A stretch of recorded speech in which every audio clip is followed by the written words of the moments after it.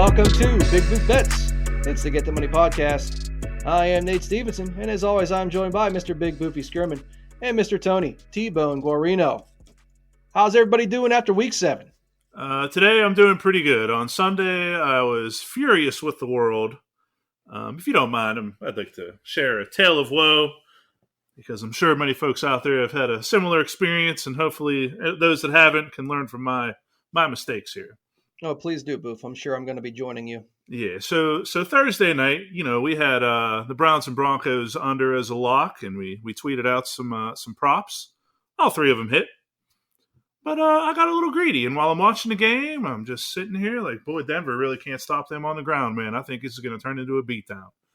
So, the live line was sitting there at -7.5, and I'm just sitting here like, boy, I get that under 7, I'm hitting it.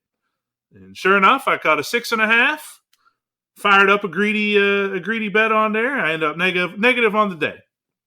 Move on into Sunday, and I'm sitting to myself like, man, Packers and Patriots teaser, which we tweeted out earlier in the week. I'm sitting here, I'm like, I'm not even going to do the teaser. I'm just going to take the money line. Packers and Patriots money line. And I'm going to go a little ham on this one here. That, of course, hit. No problem. Really, neither game was ever in question. But my greedy butt, while I'm scanning everything else here, we found a nice Chiefs and Titans each to score a touchdown in the first half. Thought that was a layup. So that one screwed up that bet, which would have won me a lot of money. And then as I'm going into Sunday night here, down on the day, because I've already been greedy twice, I said to myself, let's get this back. And instead of going with a pick that we already have as a lock for the game, which did hit, Colts plus 3.5, I went the weather route. I said, boy, look at all this rain coming down. You can see the flags swirling here, all this wind. I said, give me a first quarter under 7.5 points. Well, 49ers score a touchdown on their first drive, kick it off. Jonathan Taylor fumbles on the second snap of the Colts offensive drive. They kick a field goal. That was busted 6 minutes into the game. And I went to sleep a very angry person. Now, beyond that, on Saturday, me, Nate, and Tone, we have a little group text with each other. I'm sitting here talking smack on Pitt. I said, give me Clemson. So we had a college football pizza box. I took Clemson plus 3. Game's looking great. Pitt comes back, so I lost a college football pizza box. And then later that night, which Tone could probably feel that I was on tilt here, Tone swindled me into a 49ers and Colts over-under pizza box. So I lost another pizza box. And I care about my pizza box record, which took an 0-3 this week, as a matter of fact, after the Bears lost on that one too. So, needless to say, Sunday I was pretty upset when I went to bed. Let me tell you why I suck. Yeah, Boof, I feel you. I wish my parlays went as well as my pizza boxes over the weekend, because, again, it's we've just been in a just miss cold spell the last how many weeks here. And I mean, you guys know it. I've been sending and showing you stuff where it's like I have missed the amount of parlays I have missed by one leg. And so often the last leg has been unbelievably infuriating for me. It's definitely something I have not experienced to this degree for several years, in terms of just this many weeks in a row missing that close. Normally at least one or two of them are going to hit. And I mean, as everybody knows, we started the year hot with the get out of jail free parlay. And last week it actually did hit. Of course, with us recording so early in the week, lots of times I or we will wait to put some stuff in.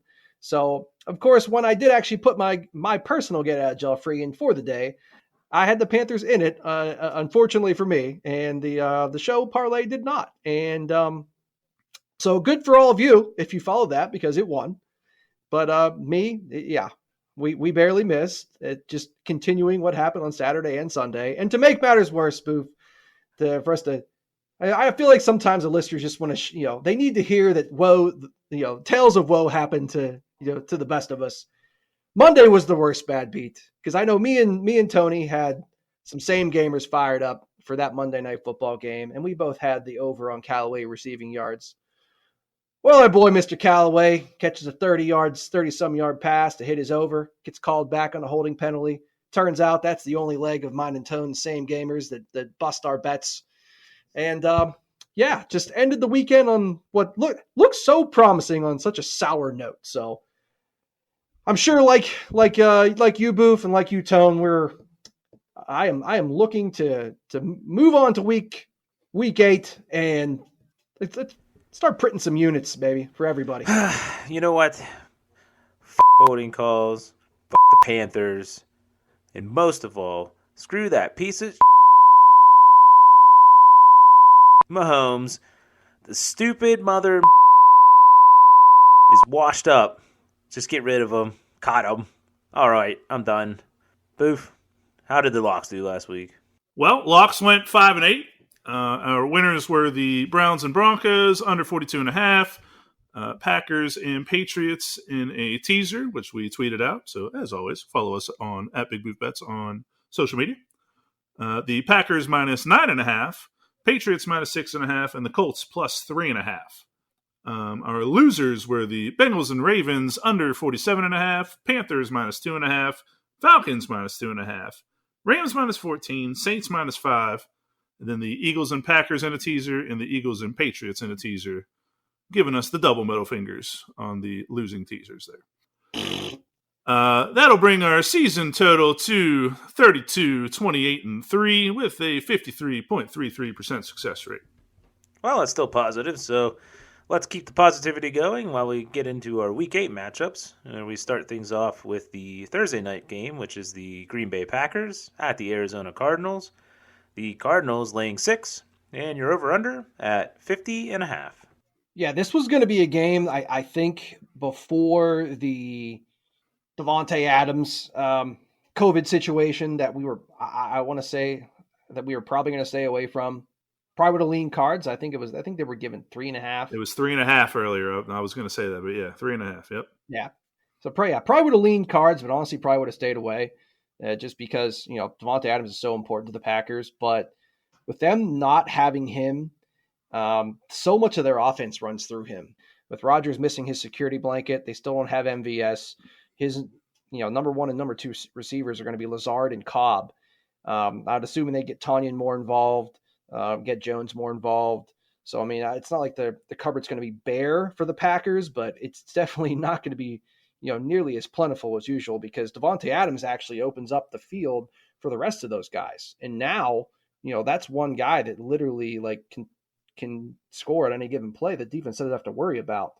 And then take it a step further, Packers still without Jair Alexander. They're going to be without their defensive coordinator because of COVID as well.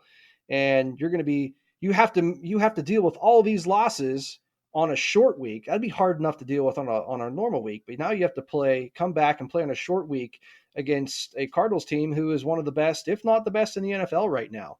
And I do not like the Packers' chances. And the Cards are laying under a touchdown here. They have covered that number in every single game except one. And now you're telling me, we're getting a depleted Packers defense with, especially with Jair Alexander not being out, their top pass rusher being out. I mean, I put it in the bottom third of the league. So again, we're laying under a touchdown. The Cards have covered us every game except one. I think this is an easy bet. I'm going to lay the 6.5 with the Cardinals. When we were discussing this one, it was going to be a pass for me. But as you just heard, Nate makes a very strong case for the Cardinals. And despite our poor record going with the Cardinals in recent history, I am ready to jump back on the bandwagon here. And I'm on board with Cardinals minus 6 as well. And we're going to continue our streak of Thursday locks, kicking them off with a win. Oh, yeah, baby. Let's lock it in and get that money. All right, starting off strong. So let's go ahead and move on into Sunday, where we'll kick things off with the 1 o'clock games with the Miami Dolphins at the Buffalo Bills. The Bills laying 13.5, and you're over-under at 49.5. This is a tough one for me. I know there's some 14s, and there might even be a 14.5 out there somewhere. So a little bit of variance on the spread around a pretty critical number there. If you made me, I would take the Dolphins. I know the Bills whooped them earlier in the season, but that was the game where Tua got hurt very, very early. He only had four pass attempts in that game. And frankly, since he's come back, he's been playing good football. I do like the Bills to win, but 14 points is a huge spread in the NFL. And especially the second time playing a team here, I think the Dolphins will be able to cover that. Yeah, I don't think so, man. I just think that first game, even I know Tua got hurt, but 35-0. The Bills just have a recent history of just literally laying the wood to the Dolphins, and now we're back home. The elements, they start to get that extra home field advantage with the elements on top of their crowd, which is very normally very raucous. And yeah, I just don't see the Dolphins being competitive here. I think they're already coming to reality if they haven't already that uh, that they're going to be looking towards next year. The rumors continue to become louder about them getting Deshaun Watson. That has to weigh on Tua and the rest of the team because that's something they have to answer questions about and take their focus off of. And I look for the Bills to really want to have a bounce back game here after that Titans loss. So yeah, give me the Bills, baby. I'll lay it. All right, moving on, we have the Carolina Panthers at the Atlanta Falcons. The Falcons laying 3, and your over-under at 46. Like, this is still a hard one for me just because of how much the perception of both these teams have changed for honestly both of us, I believe, in over a few week span.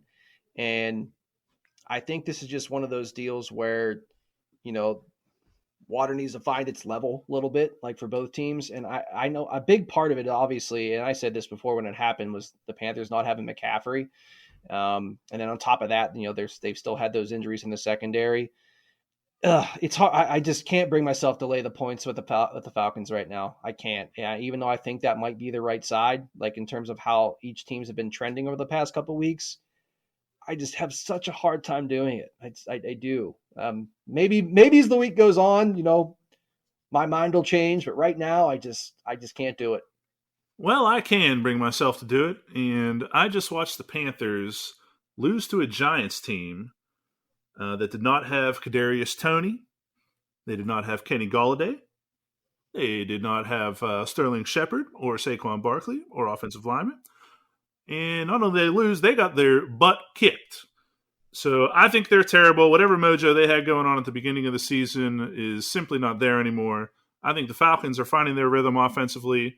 I know they're bad on defense, but quite frankly, the Panthers can't score on anybody, so it's not going to matter.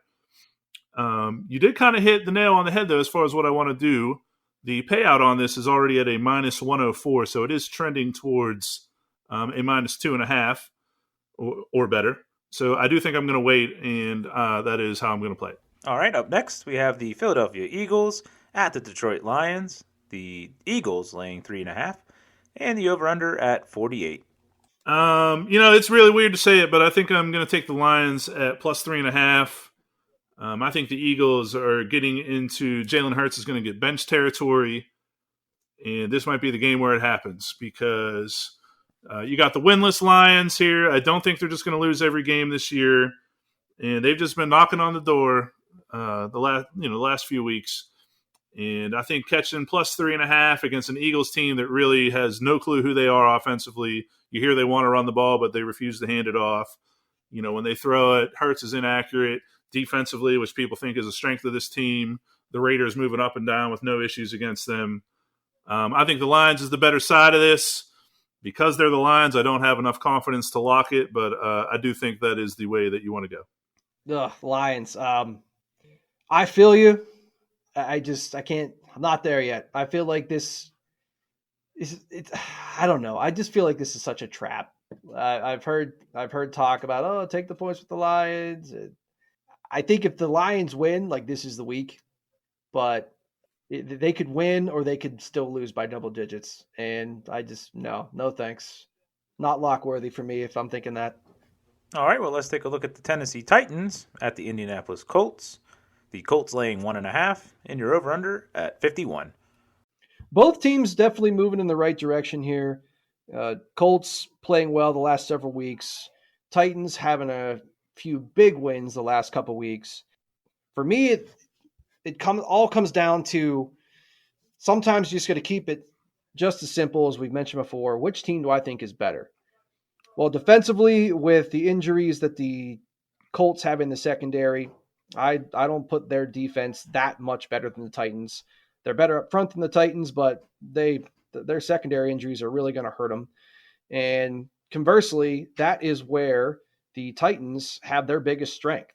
with A.J. Brown and Julio Jones. And that's, they can really, really take advantage of that injured Indianapolis secondary, especially once they have to drop guys down into the box to try to stop Henry. And to take it one step further, honestly, like I truly believe the Titans are better at every skill position compared to the Colts. I give the edge to them at quarterback. I give the edge to them at running back. Even though Jonathan Taylor, very good. Derrick Henry is on, potentially an MVP candidate, which is, as a running back is saying something since it's basically become a quarterback award. And then, like I said, they have a huge edge at wide receiver. Honestly, that's the biggest discrepancy between both teams. And, you have that, like I said, that injured Colts secondary they're going to be going against. So, and then conversely, the Tennessee defense, as much maligned as it's been, has been showing some improvements. I mean, they just beat two really good offenses, and they made the Chiefs offense, which, I know the Chiefs have been down this year some, but, they made a Chiefs offense that it still has a lot of great skill players on it, look listless. And that's doing something. They actually have kind of a pass rush now, which was their biggest issue in previous years. So you're giving me all that, and we're only, what are we laying 1.5 here? Yeah, give me the Titans. I don't have a problem with anything that you said there. Really, I just see this as a game. First off, Tennessee's 2 big wins were both at home, so now begs the question: can we do it on the road? Secondly, the Colts are playing really well. I don't really have a problem with the spread. I do see this one kind of going either way. The biggest thing is I just think it's going to be close. So we've kind of suggested this in the past. I think anything plus 1.5 for either side, you tease it up. So in this case, the Colts. And acceptable teaser legs for me would be Colts with either the Steelers or the Jaguars, Cardinals or Bucks. So whatever you like out of those, that's the direction I would go. I do think either way, this will be a tight game here for the division lead, and I think it'll be under a touchdown. So whoever you can catch at plus 1.5, tease them up, and those would be the teaser legs that I would suggest with it. All right, up next we have the Los Angeles Rams at the Houston Texans. The Texans getting 14 and your over-under at 48. So Houston was playing a pretty good team in the Cardinals last week, and they were catching 17. And if you stuck around up to kickoff, you could have caught up to 20.5, and you still would have lost. So this is only 14. I think the Rams are in a similar caliber as the Cardinals, and they were already kind of caught off guard by the Lions last week. So I think they come in hungry, and they're not just going to give up an onside kick or they're give up 2 fake punts, any kind of stuff like that where they're surrendering multiple possessions to the other team. I think the Rams come in and whoop them. I know 14 is kind of high, but I'm going to lay it. 100% agree. I would be tempted to sell a few more points with the Rams here. I definitely think they come in ready. McVay has a very easy teaching point. It's like, dude, we're facing another one of those types of teams this week. Look what happened last week. Let's be on our details and, let's scrub them from the start and get the heck out of here. I think that's exactly what happens. I think you can feel comfortable laying it with the Rams at the half for the game. Double result, multiple touchdowns scored by the Rams in the first and second half, at the very least the first half while they get up. So a lot of stuff I like in this Rams game. Love laying the points. And did I hear that we are locking in laying 14, Boo? Oh, I'm down to lock that in, baby. Oh, let's do it, baby. Let's lock it in and get that money. Yeah. Get that money. All right, let's take a look at the Cincinnati Bengals at the New York Jets. The Bengals laying 10 and your over-under at 43.5. This might be a podcast first, but the first place Cincinnati Bengals. I know. Let that sink in, man. The first place Cincinnati Bengals. But yeah, it is a reality. The Bungles are, you can't call them the Bungles anymore. At least not this year. They are the Bengals. And I'll tell you what, man, their offense was roaring last week. They just destroyed that man blitz scheme of the Ravens. And it was definitely something, we said we thought they were capable of doing. And I'll tell you what, man, they did it. And now they get a juicy matchup against the Jets without Zach Wilson and some dude I never even heard of, I don't think, before last week, going to get in the start The Jets had to trade for Joe Flacco to come in and be their backup. And the Jets offense already horrible. And now again, they get the wonderful treat of hosting the Bengals coming off a high. I don't think there's risk of a letdown spot here. This is just too much of a matchup nightmare for the Jets on, honestly, everywhere. And I think they just come in here, take care of business, and I'll lay the double digits easy. Maybe even sell a few here too. Well, Nate, Mike White is the QB that you've never heard of, and I'm sure the other folks who are listening to this podcast have also never heard of him. And I'm with you, man. I think the Bengals are going to lay the 10 and kick that butt, and I see this being like at least a 21-point victory. So it's only 10. I'd be willing to go all the way up to 14. And I'm on board with the Bengals as a lock. And let's get that money. Oh, yeah, lock it in. Get that money. All right, well, up next we have the Pittsburgh Steelers at the Cleveland Browns. The Browns laying 3.5, and you're over-under at 42.5. So when I first saw this, my first instinct was to take the under. And then I look at the matchups from last season, and all three totals went over this number. So I was kind of scared off of it. I think about it a little more. I think I like the Steelers plus 3.5. Cleveland is still expected to not have Baker Mayfield back. They barely got past the Broncos in a game where it actually seemed like they had things rolling pretty well for them, and they only beat them by 3. I think the Steelers catching over a field goal is the better way to go here. Coming off of a bye week, they are pretty healthy, and hopefully, you can get a little Chase Claypool, get a hot game for him. He kind of really gets the offense going, in my opinion. So I like the Steelers plus 3.5. If the Browns were healthy, I would 100% be on the Browns. They're when healthy, they have the better roster. And I just think if they were healthy, then, the Browns would be coming away with the victory here.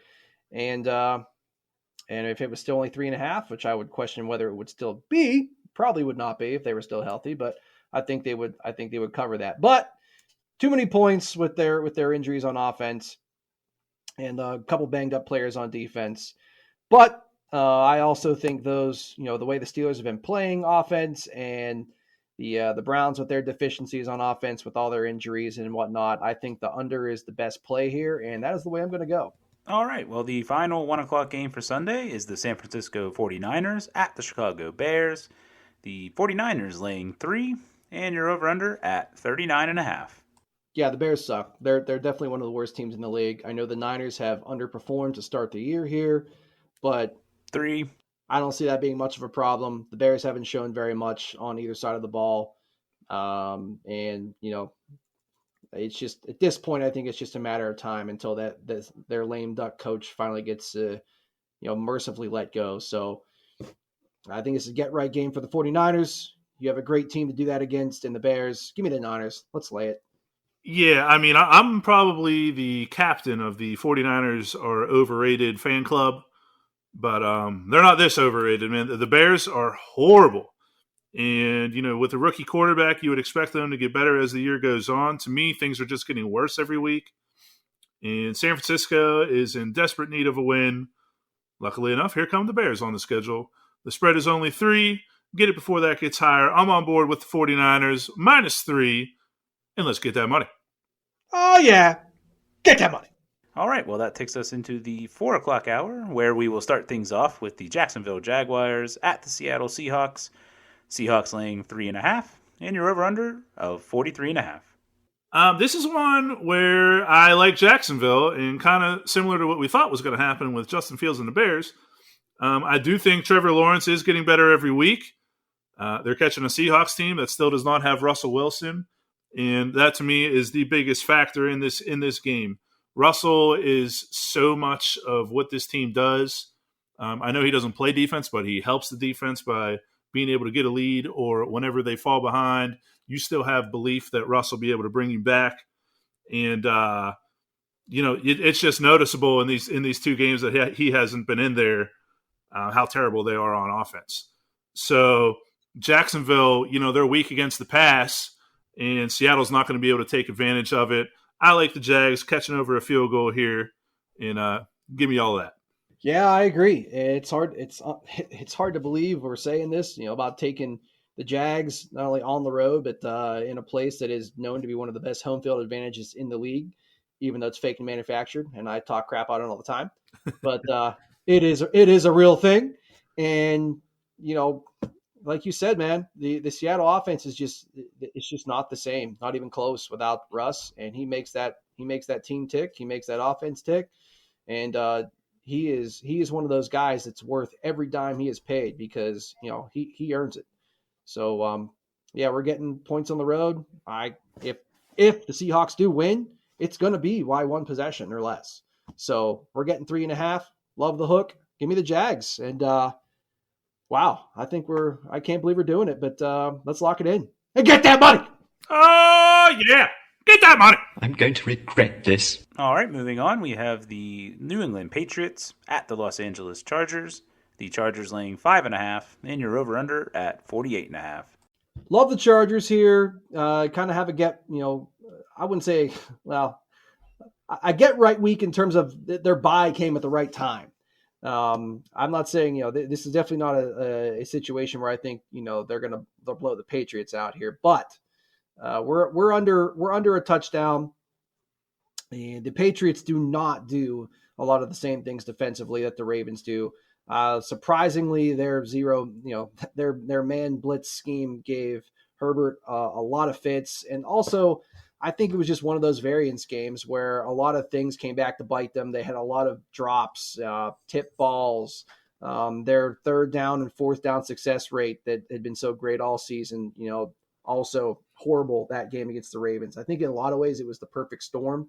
And I think if that game is played again, it's a lot more competitive, 9 times out of 10. And I think that was the 1 out of 10. And I still trust the Chargers as one of the best teams in the AFC. I still trust Justin Herbert. I love what Brandon Staley does as far as his in-game management and how he manages his team and the culture there. So again, we're under a touchdown. I like the Chargers to get right with a win and cover the number. I like the New England side of this. I think Mac Jones is another guy that continues to get better every week. Chargers are weak against the run. The Patriots are getting some offensive linemen healthy. Damian Williams is running hard. He had a big game last week. Hunter Henry has emerged as a good receiving option for Mac Jones. And then more importantly, when New England has played some of the tougher competition this year, they took Dallas to overtime, and then they hung within 2 of Tampa Bay. So this is another spread that's kind of getting out of hand here. And at minus 106 as a payout right now, I think if you wait, you're going to have more folks on the Nate side, and this number might grow even more for you. So I'm going to wait. I do like the New England end of it as is, but I'm going to wait a little bit longer and hope to catch a +6 or better. Seems like Poofy's a little pizza shy this week after the brutal beating he took this past week on the pizza boxes. Anyways, let's move on to the Washington football team at the Denver Broncos. The Broncos laying 3, and your over/under at 43.5.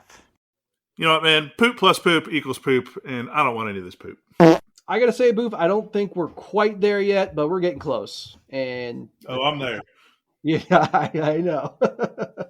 I would take the points with the football team, and I just don't think the Broncos should be laying points to, maybe anyone other than the Lions or the Jets right now. So, yeah, it's just I think the football team has been frisky enough on offense, and there's always the potential for their defense to wake up and have a game. So No, there isn't. well, hey, I think the better side is the football team, but definitely don't love it enough to be like, yes, definitely do this. So probably don't definitely do that. All right, the final 4:00 game for Sunday is the Tampa Bay Buccaneers at the New Orleans Saints. The Bucs laying 5, and your over/under at 49.5.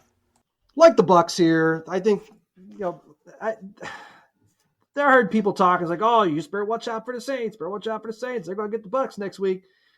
I mean, let's be real. Like, yeah, Saints are a solid team. They probably will be a playoff team, but they still got Jameis Winston as a quarterback. And although he has improved some, it's painfully obvious that Sean Payton doesn't trust him, a ton yet. They run the ball a lot. They put themselves in obvious passing situations because they don't want to pass the ball because he doesn't trust them enough yet. And now you get a Tampa Bay team who is definitely one of the best in the league.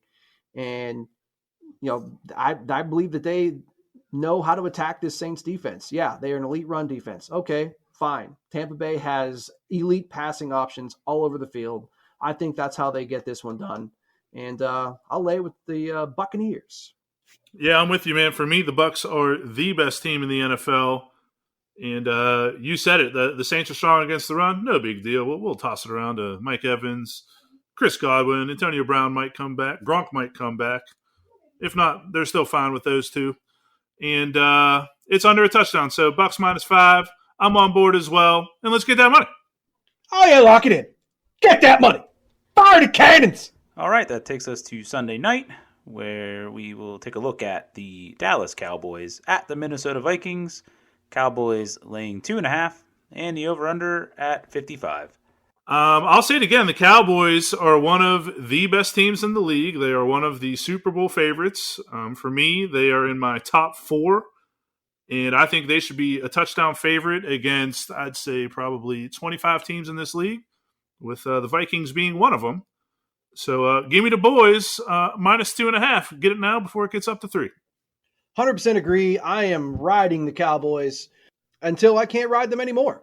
Save a horse, ride a cowboy, or, save your units and ride the Cowboys.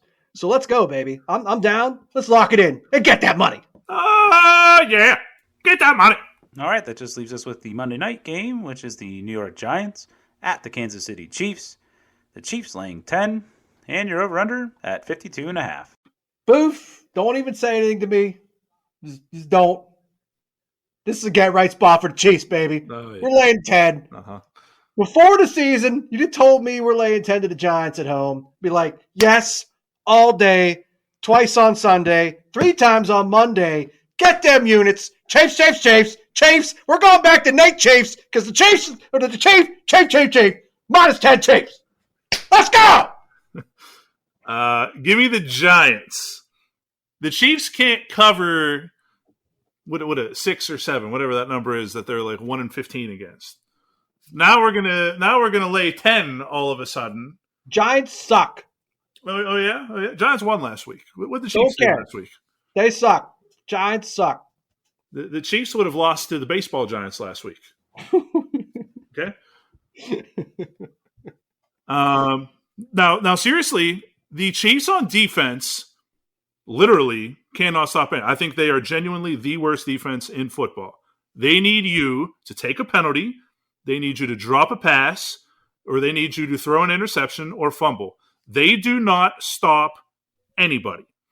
So despite the Giants having some of these injuries on offense, Daniel Jones was still able to put up 35 or 25 or 30 or whatever last week against the Panthers. We're going to do the same against the Chiefs. And I think that the Chiefs offense genuinely feels like they need to score a touchdown on every single drive or else they're going to lose the game.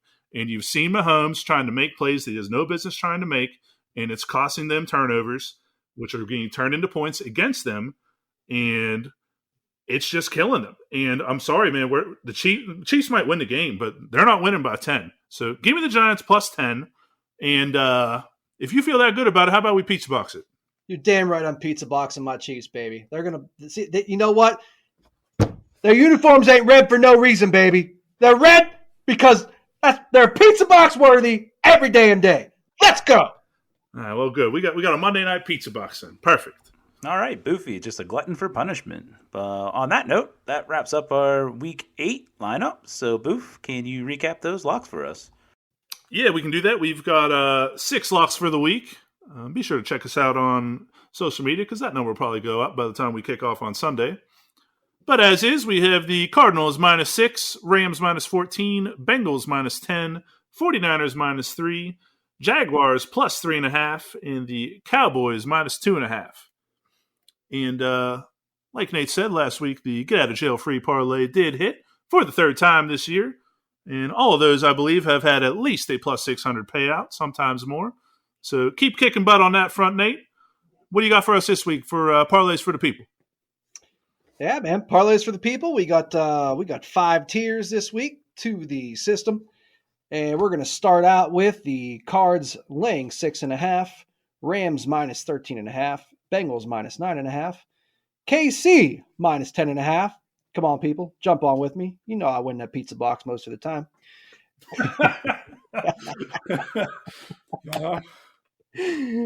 The Washington football team, we're buying some points to plus 11.5. And then Steelers Browns buying some points up to under 48.5. And then we got Eagles Titans, 49ers, Chargers, Tampa Bay, and Dallas money line. And Bills double result for a 13-leg parlay for plus 42,857 on the odds. So $10, I'll win you almost $4,300. Sorry again, no retirement parlay this week. You know, those will come back once the buys are over. So It's like the couple months sabbatical parlay. exactly. You know, if we can make it happen, trust me, we'll try. But a lot harder during the bye weeks. All right, next, what we're going to do is we're just going to subtract the football team and the Eagles money line and bring that exact same parlay down to 11 legs, and that'll give you plus 21,264. And then we're going to go one step further and down to 10 legs. And we are going to subtract KC minus 10. And the only reason we're doing that is because they didn't have double result available yet. So we're just going to take that out altogether. We're going to go change the cards. We're going to go Cards, money line, Rams and Bengals and Bills, all double result. And still Steelers, Browns under 48.5. And Titans, 49ers, Chargers, Tampa Bay, and Dallas money line. That is 10 legs for plus 48.90 for your odds. And then we got 2 more here. 9-leg parlay, Bills, Rams, Bengals, double result. Cards, 49ers, Chargers, Tampa Bay, Dallas money line, and Steelers, Browns under 48.5. 9 legs plus 26.82. And for the get out of jail free parlay, we are going to do Bills, Bengals, Rams, double result. We obviously feel really good about that this week. 49ers, Tampa Bay, Dallas money line, and Steelers, Browns under 48.5. That is a 7-leg get out of jail free parlay with odds of plus 1377. So that means this week, a $100 bet on your get out of jail free parlay is plus 1377 and gives you $1,377. That means you're going to make nice little chunk of change here on the get out of jail free parlay if it hits. So let's go, baby. Awesome, man. Looking forward to getting those in as soon as I'm done recording here. Thank you. Don't make the same mistake we made last week. Thank you to all of our loyal listeners and to everybody that is soon to become a listener. Hey Boof, aren't you officially on the Twitter on your own spot now too, buddy? Yeah, I do have a little bit of an announcement here. I personally have joined the Twitter world. I am at Triple B, Big Boofy, and we're going to be even a little bit more active on the social media. So make sure you are following all 3 of us and the Big Boof Bets page. And, we'll be making sure to get you guys as much betting advice as possible out there. But as always, most importantly, best of luck to everybody. And let's get that money. I like it, baby. Let's get that money. Come on, Chiefs. Pizza box. Let's go.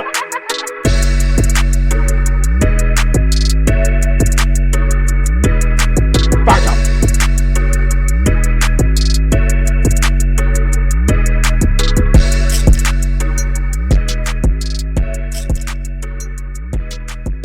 All night long.